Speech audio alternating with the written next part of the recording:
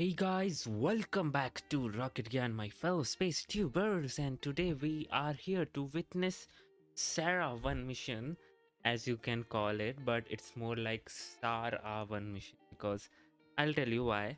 But today we have this Falcon 9 going to space again, and if you remember correctly, the previous Starlink launch was a big success and it achieved great milestones. It was the most flown booster which they carried, and 103 flight of a booster. Man, what world we are living in.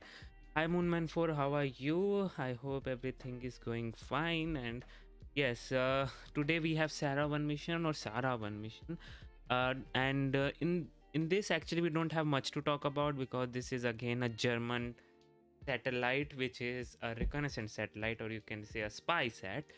So therefore we don't have much information, although whatever we have, I'll surely talk about that. So you can see how this looks like. Airbus is responsible for this mission. I mean, Airbus has uh, helped in making Sarah one mission possible, or satellite possible. This is how it looks like. And talking about the mission profile looks as it is, like the usual one. The launch happens, the ascent happens, stage separation, grid fence deploy. I mean, the thing which you will be able to see is this only till landing part, but you won't be able to see anything related to the second stage. And here you can see this confirms also, like we only have timeline till the first stage landing on landing zone 4. So this is something, a boost back burn. Okay, the boost back burn is happening in this one, not an you can say not a usual one, but again this is also a type of second routine for them. So yes, the boost back burn will happen. Landing zone 4 will see the booster coming in, and yeah, that's how the mission sequence would look like. Talking about the satellite, this is how it looks like, and this is more of a satellite which is responsible for reconnaissance, as this satellite is a radar reconnaissance satellite that is built by Airbus Defense and Space and operated by German armed forces called Bundeswehr. The satellite is set to replace the aging SAR-Lupe constellation, which, as the name suggests, is synthetic aperture radar constellation that the German government currently uses for reconnaissance. SAR is very much, a technology which is very much used in these reconnaissance activities because it can penetrate through clouds. It does not have any restriction of weather, and it's a very good and a capable Earth observation satellite, because you can get so much information out of the SAR satellite.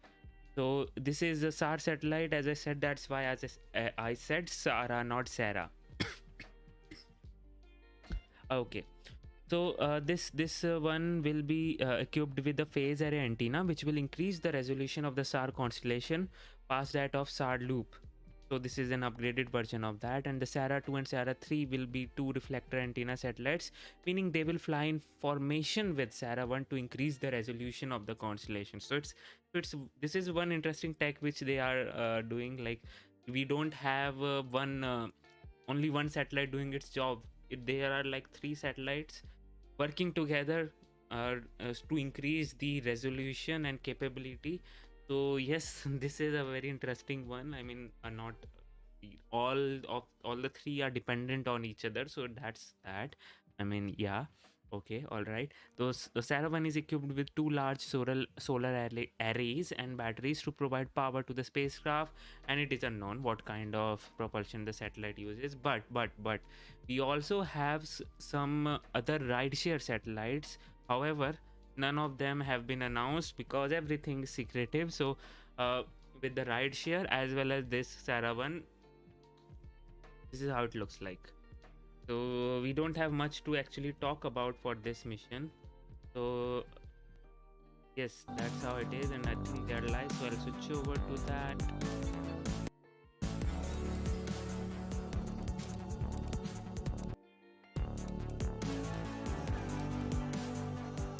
Just a second.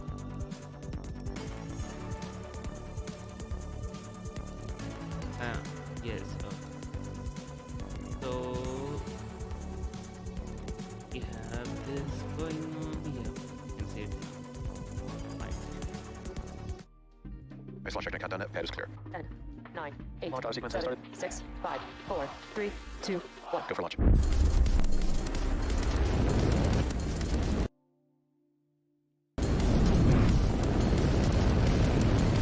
Vehicle is supersonic.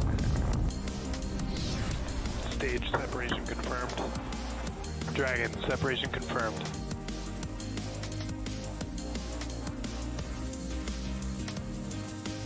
I just love their new intro, I must say that. Landing legs have deployed. And Falcon 9 has landed. Good morning. You're Whoa. looking at Falcon That's 9 something. behind all the fog, standing ready for liftoff from Vandenberg Space Force Base's Space Launch Complex 4 East at 7:19 a.m. Pacific Time. Hello and welcome to the webcast for SAR-1 on behalf of our densest customer fog that I've Airbus. ever seen. My name is Andy Tran and I'm a quality engineer here at SpaceX. The SAR-1 mission marks SpaceX's 25th launch of the year, and for those of you following along, you know that we launched our latest Starlink mission from Launch Complex 39A at Kennedy Space Center in Florida about 24 hours ago. And following this morning's launch, we are expecting to launch a third rocket later tonight from Pad 40 at Florida's Cape Canaveral Space Force Station. Now, at the request of our customer for the current mission, we won't show any second stage views, and we'll be ending our coverage early with the first stage landing about 8 minutes into the mission. Now, before we get any further, let's take a moment to learn more about our launch vehicle. Falcon 9 is our two-stage rocket. It stands about 70 meters tall, roughly the height of a 20-story building. The bottom two-thirds of the vehicle is the first stage and the primary part of the rocket that gets reused again and again. Today will be the third flight for this particular booster. And at the bottom of the first stage, there are 9 Merlin engines that will get Falcon 9 off the ground and up to the thinner parts of Earth's atmosphere. The two stages will then separate from one another. The second stage continues to orbit while the first stage makes its way back down to Earth for its landing attempt back on land. So what you're seeing on screen is landing zone 4, which is pretty close to the pad that it's going to be lifting off from.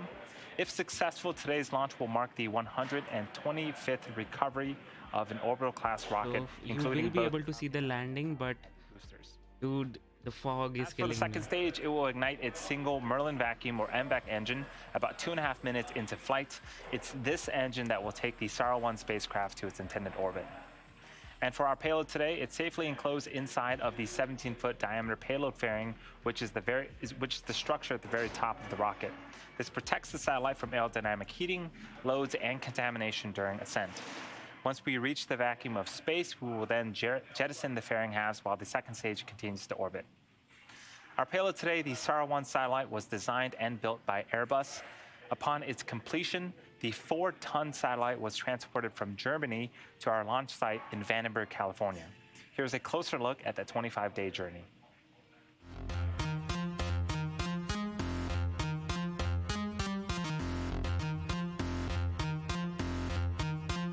Okay.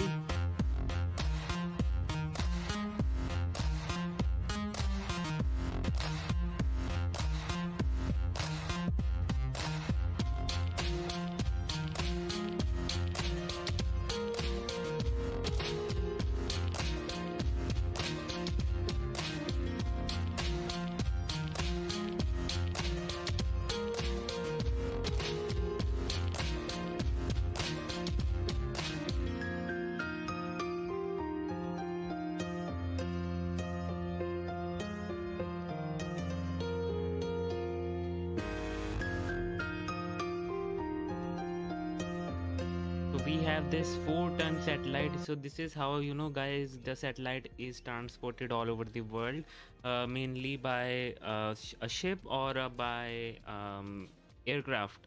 And when the satellite is this heavy, like a 4-ton or some, you know, like this one, so most of the time it is by ship. But thanks to Antonov aircraft, we were able to send some satellites with the help of aircraft, but that is now limited very much because that aircraft is not available for the service. So that's a bummer, but yeah, now the ship is doing its job. So this is how it looks like. And for this one, you know, how the satellite transportation and everything happens. First, the satellite is tested in the house before transporting, like everything is working fine and all. After that, once it is received at the receiver end, it is again tested for every component, each and every component, whether everything is working fine in the transportation.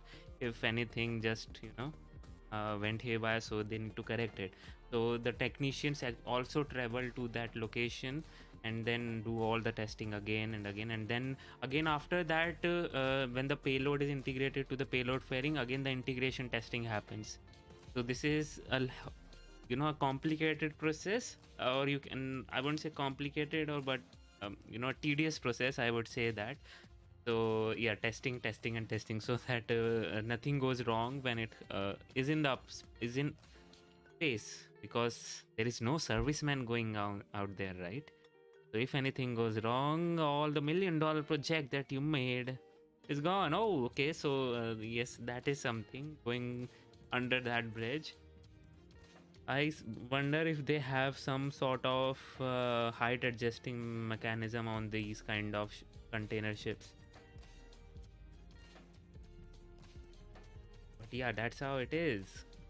And this container is also temperature controlled. You know, the AC and everything is there. Yes, no one is inside it, but still the satellite needs to operate, be in certain temperature. And yeah, so that's why. And you will be saying that yes, in space it is like very harsh already, so why to have certain those things in the container? But before it is exposed to satellite, it needs to be inside some sort of temperature controlled container, because in space you don't have atmosphere. So that is one thing which you need to take in account, and that's why you need to have a controlled environment. But yes, yeah, that's how it looks like.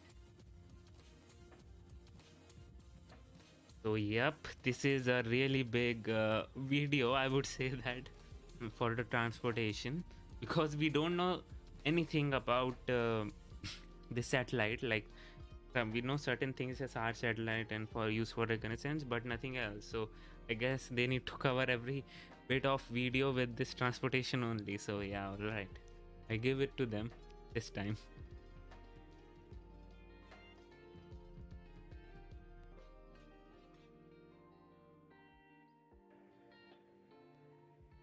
And after that long journey, the SAR-1 satellite is now safely integrated at the top of Falcon 9. The next major milestone involves the Transporter Erector, or TE, which is the truss structure next to Falcon 9. In preparation for TE retraction, the TE clamp arms right beneath the fairing payload, the payload fairings start to open up. The fog is so, now we do have dense. a bit of fog in Vandenberg, which is pretty typical for Vandenberg at this time in the morning. So I don't think we're going to be able to see the clamp arms opening, but they are opening right now. And after those are fully open, that structure next to Falcon 9 will recline away from the vehicle in preparation for liftoff.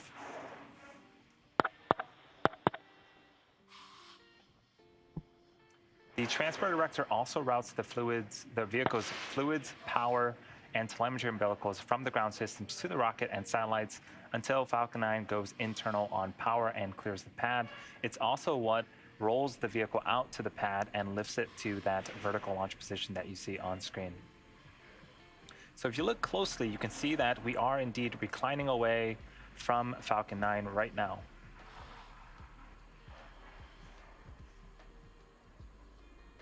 Yep, we can see that, but it's a good time to be here. But you know, this morning at Vandenberg is so we're just over T-minus 3 minutes and counting. All systems so far are go for an on-time liftoff. The range is green. The weather, despite the fog that you see on screen, is also green, and the vehicle and payload continue to be healthy. Go bleed verification. If for some reason we are not able to launch today, we do have a backup window on Monday at the same time.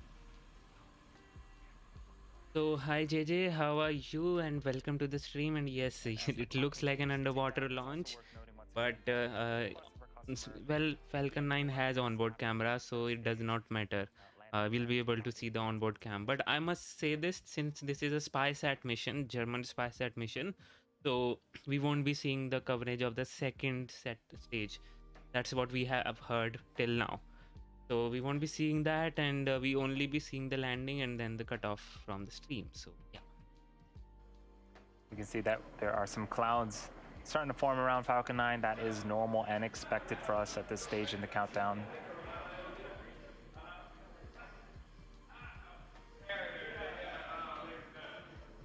Okay, Today's so launch is mission the control is kind of busy, and Space Maniac Zach, welcome to the stream. 15 hours from now. So this we are time, but that under one's 2 minutes from now. East Coast. Under 2 minutes remaining, and everything is looking good, and I am really excited to see this beauty fly up to the sky in this foggy weather. How will it look like? Because this is the first time I am seeing a Falcon 9 being flown in such a foggy weather. So this is the most foggy launch that I'll be seeing, so it would be great to see. It's like in the morning, so yeah, we'll see how it looks like. So we are T-minus 1 minute and 20 seconds remaining in the flight, and I am getting really excited right now. Fog is there. Yep.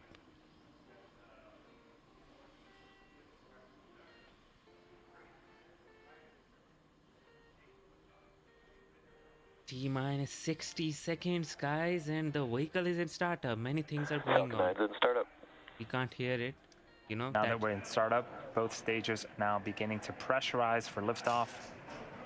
that usual rocket noises, we aren't able to hear those, but right LD now, is go for launch. yeah, there you go. And that is the final go for launch. We're just under 40 seconds away. Let's listen in to terminal count. T-minus 30 seconds remaining, guys. T-minus 30 seconds. Okay, let's get it.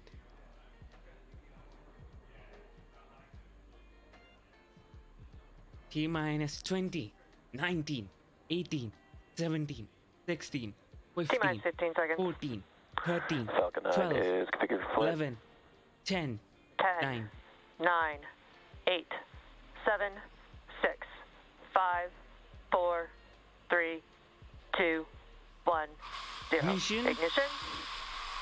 and liftoff. Whoa, And liftoff. that is something. Dude. Vehicle pitching downrange.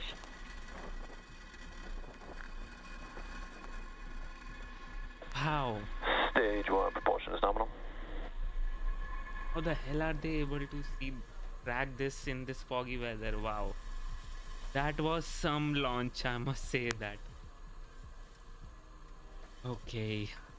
So right now things are looking good. We are up and running, and you can see all those clouds and fog in behind, and We are just over T plus 40 Wow. seconds into flight, and we saw Power Falcon and 9 telemetry nominal. pierce the cloud layer, and it is up, heading into space. Right now, the Merlin engines are throttling down for a period known as max Q. This is where the vehicle will experience the highest amount of stresses.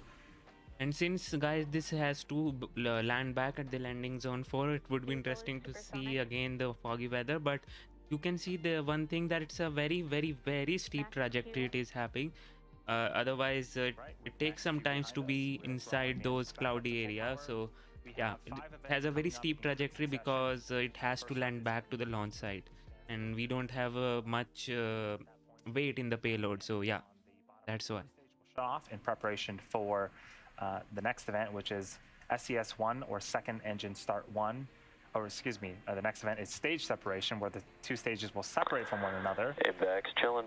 The first stage will perform a flip to make its way back to our landing zone, and then we'll start with SES1, which is second engine start 1, where that single Merlin vacuum engine on the second stage will ignite and continue to carry our SAR-1 satellite into orbit.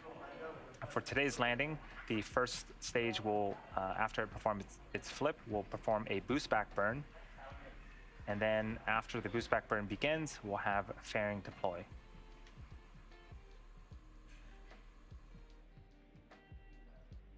There you go. We have the second stage cam right now. The MECO is happening very soon, and second engine start 1 will happen. Miko. Stage separation confirmed. Stage sep. See that smooth stage separation, and there you go.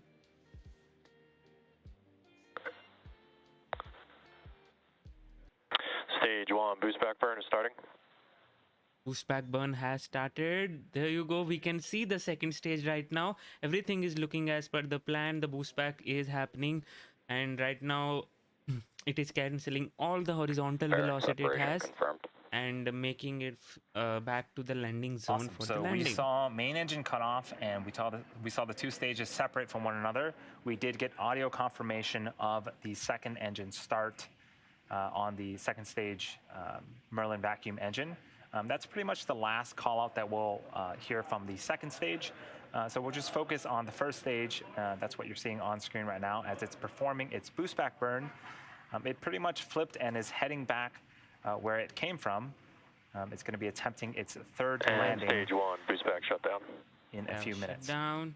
So that boost burn did wrap up. Oh, that RCS looks hella cool. I must say that. In order to complete today's landing for the first stage, it has 2 more burns left.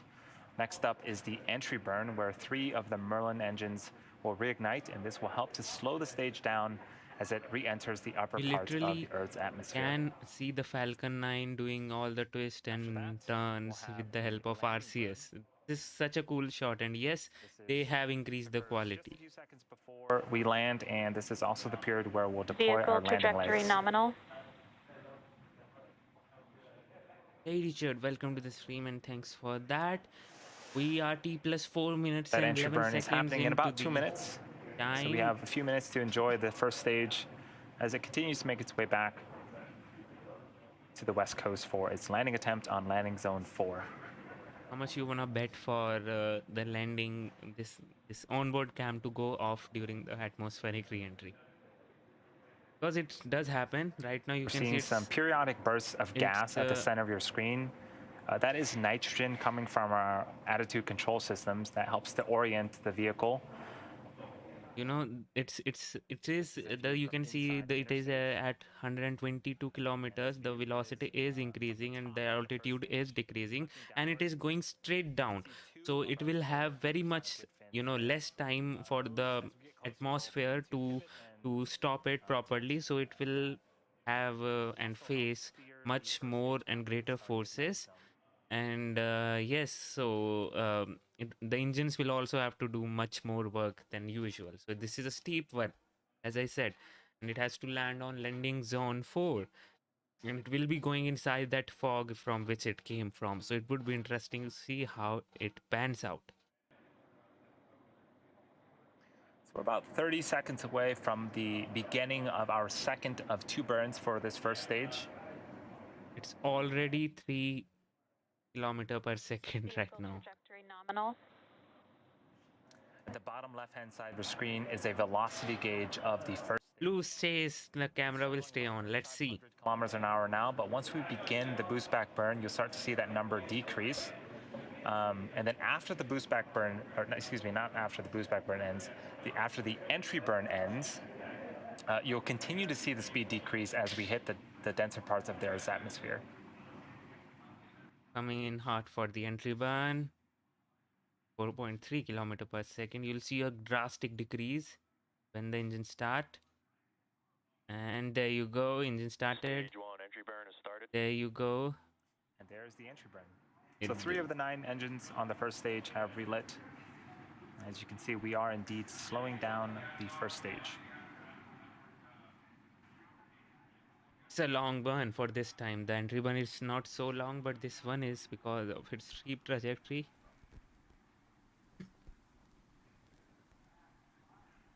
Now though, So the entry okay. burn has completed. And stage 1, entry burn shut down. 20 And kilometers. in about a minute, we'll above have the the landing surface. burn. And We'll you see can if we can see land again, this booster for rather the than third the time. velocity is not increasing because the atmosphere is slowing it down. Obviously the gravity is still attracting, but Stage 1, FTS is saved. atmospheric friction is taking over till it reaches the terminal velocity.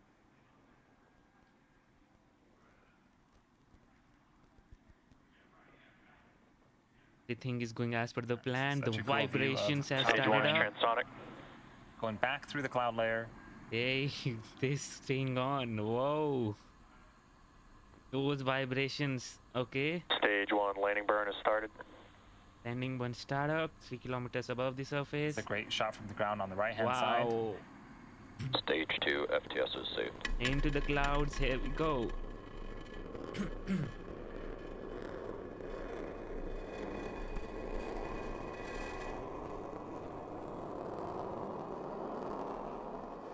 Terminal Wow. guidance. Landing legs have deployed. And landed. Okay, Welcome how back, can they miss Falcon this 9. part? That's the And third Falcon 9 has landed. Landing successful operations landing received 11.100 for on this LZA. booster. It also marks our 125th overall successful recovery of an orbital class rocket, including both Falcon 9 and Falcon Heavy first stages. With that, at the Oh, request of our man. customer, we are going to bring our webcast to a close. Thank you to Airbus for You can entrusting see us with that today's patch mission. of, It's been an you know, exciting area 24 where hours the with just rocket one other landed. Starlink All the flight on SAR-Lupe. water has If you're evaporated looking from there. for some added Everything is entertainment this dried week, up be sure to there. tune in for So our yes, third launch that's in one less than thing 48 to hours. note. Launch of Global But Service that SM was 15 from some Florida landing at and some launch, 12:27 I a.m. must say Eastern that. on Sunday. Thanks for tuning in, and we'll see you next time. Okay, guys. Okay, guys, so there you have it. We had a successful launch, and yes, this was the coolest launch that I have ever seen in this foggy weather. And SpaceX is not bringing their pace down. We have another launch tomorrow in just 14 hours from now. Not 14, no, now 13 hours from now.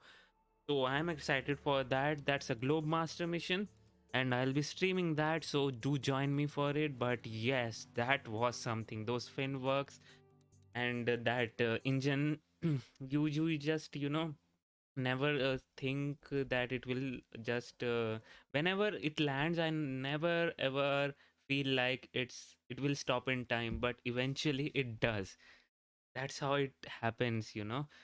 It happens, just it happens. So yeah, it was great to have it. But this was one of the cool views, getting into this into the cloud area and landings. Yep.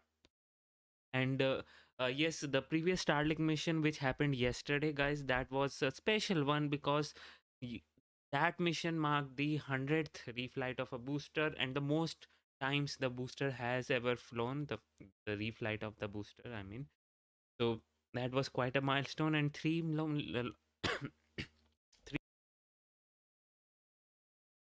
launches in 3 days. So yeah, that's something which you need to talk about.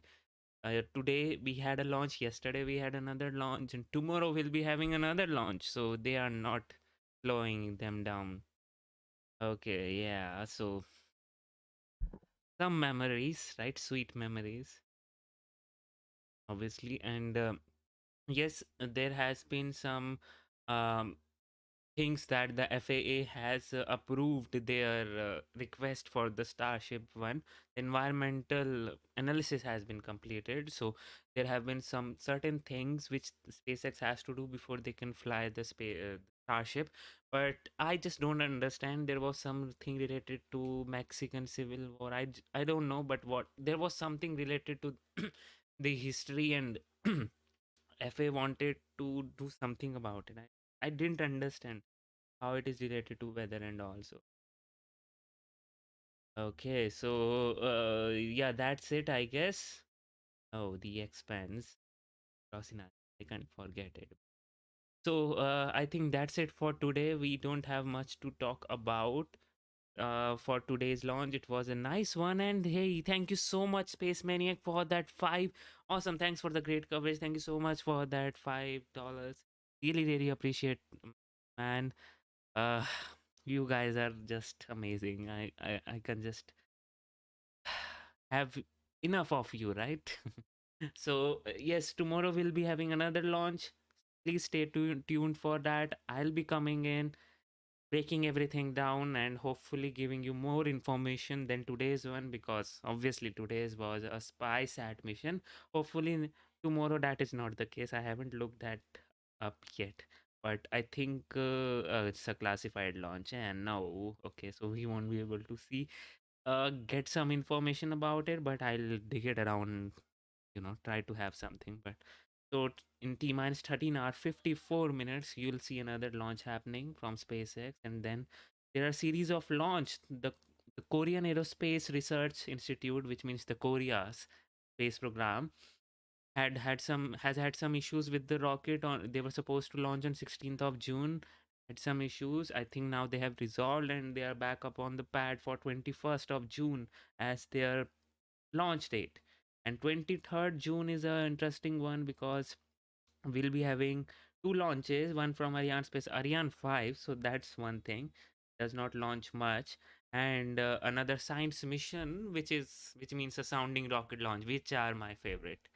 So this is a quite a packed month, and hopefully we will be getting, because the NOTAMs are out, we will be getting ISRO launch in by the end of this month. So we have great things to be seeing for this month, and I am happy and excited for them. So thank you so much for tuning in, guys. I'll see you again tomorrow. You guys are great.